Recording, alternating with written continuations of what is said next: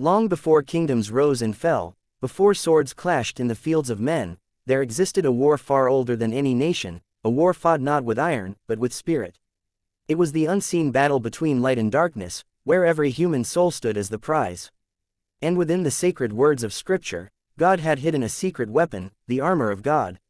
Paul had written about it in his letters, but most who read it treated it like a metaphor.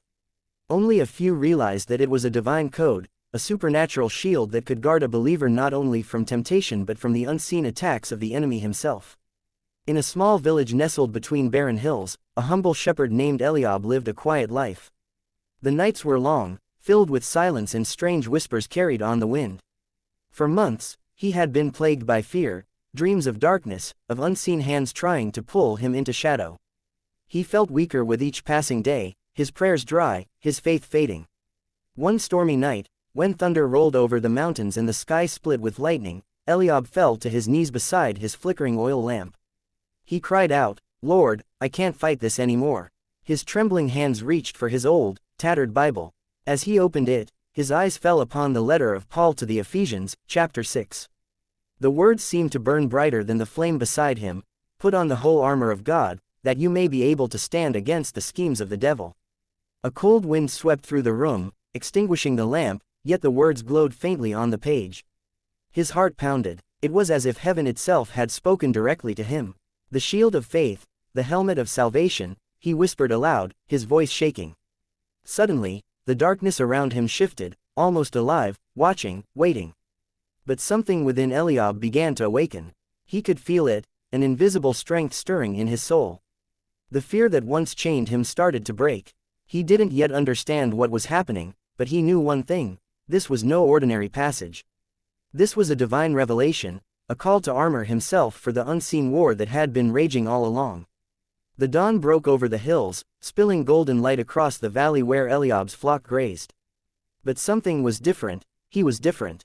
The same man who once trembled in fear now stood with a calm, unshakable resolve.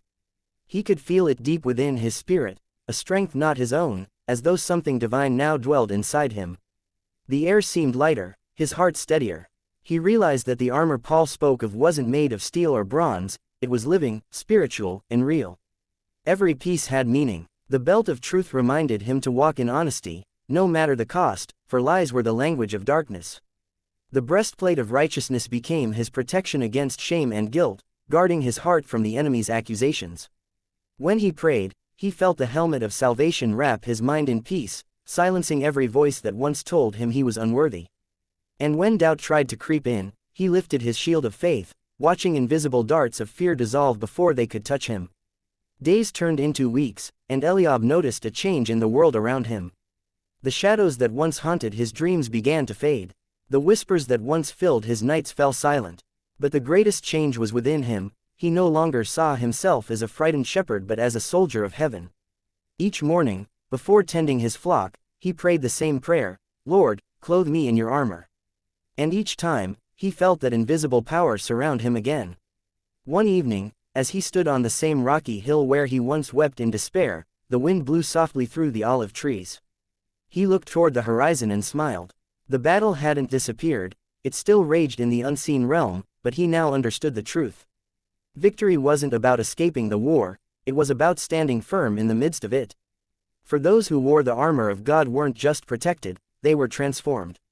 And Eliab finally knew: every believer who truly put on that divine armor carried a piece of heaven into every battlefield of life.